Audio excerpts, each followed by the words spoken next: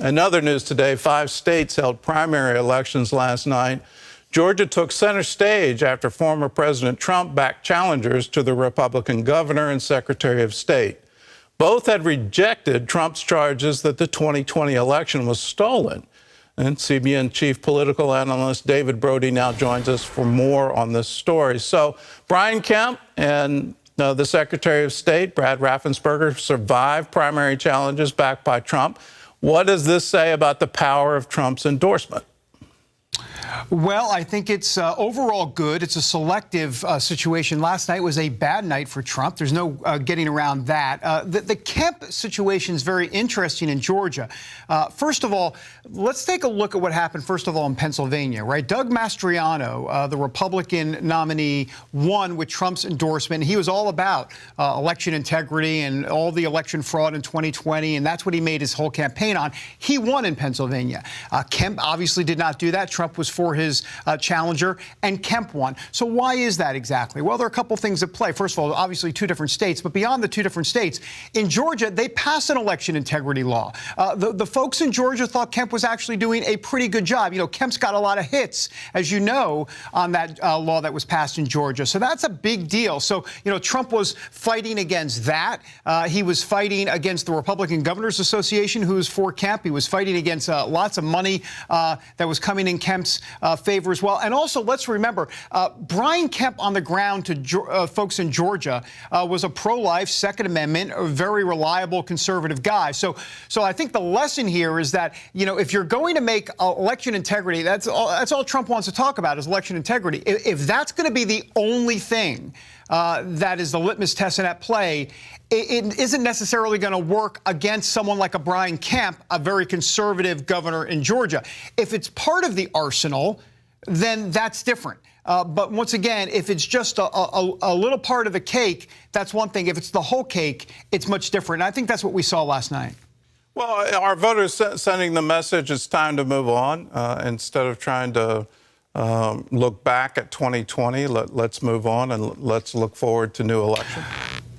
Well, it's a good question, Gordon. I think let's go back to Brian Kemp for a second. I think in this case, what voters saw specifically was a guy that could defeat Stacey Abrams in November. That's what they cared about most. They didn't think David Perdue could do it. So take the Trump endorsement out for a moment and you just put Perdue versus Kemp. They felt Kemp was the better guy. I mean, you know, overall, people like Brian Kemp down in Georgia. So I think that was really it more than the election integrity stuff. And on Brad Raffensperger, if we can talk about him for a moment, and a lot of people across the country are going, who exactly? Well, Brad Raffensperger, as you know, Gordon, is the Secretary of State in Georgia. He spent $3 million.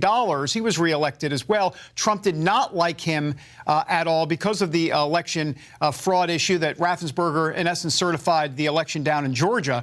But Raffensperger won, and he won handily. Well, why exactly? Well, he spent $3 million compared to Jody Hice, who was running against him, who spent $1 million. And also, here's the key, and it's back to Stacey Abrams.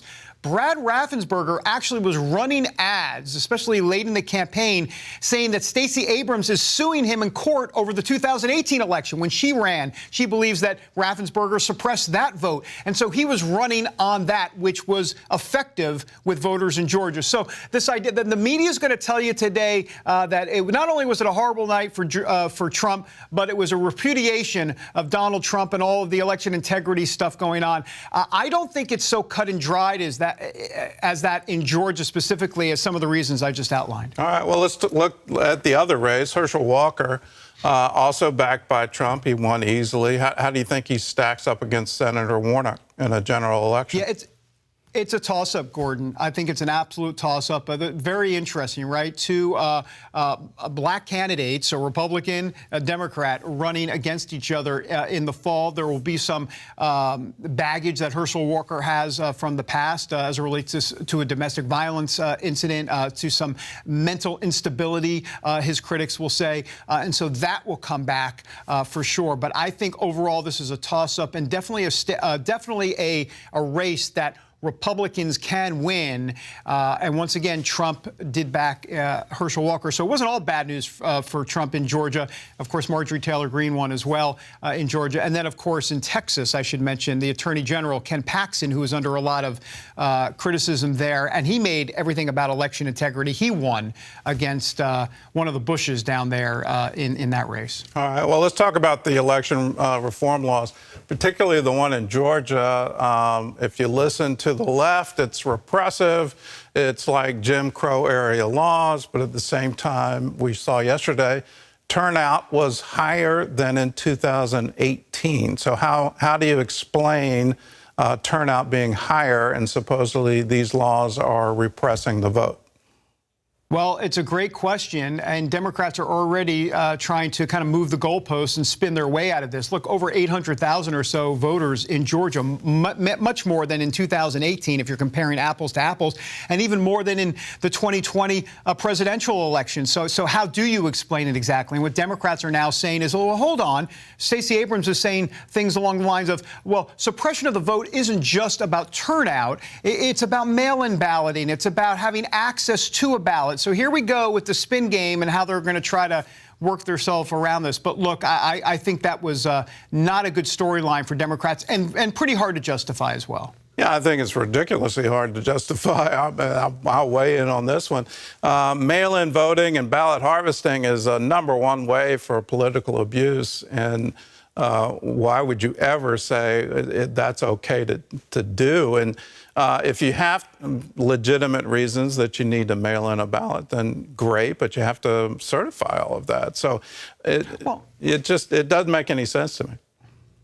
Well, you're absolutely right. And just real quick, I 100% agree with you. And on the mail-in balloting, let's remember, the Democrats will say, well, why can't we have more access for mail-in ballots so, people can, it's all about democracy and your right to vote. Okay, great. So let's go with that for a moment. But here's the problem.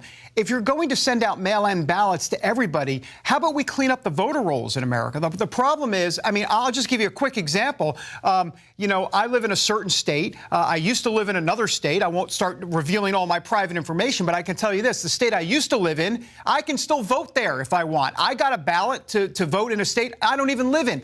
This is the problem, Gordon. You're going to start mailing out ballots to people that don't even live in those states anymore. You got to clean up the voter rolls before you can get to the issue of mail-in balloting.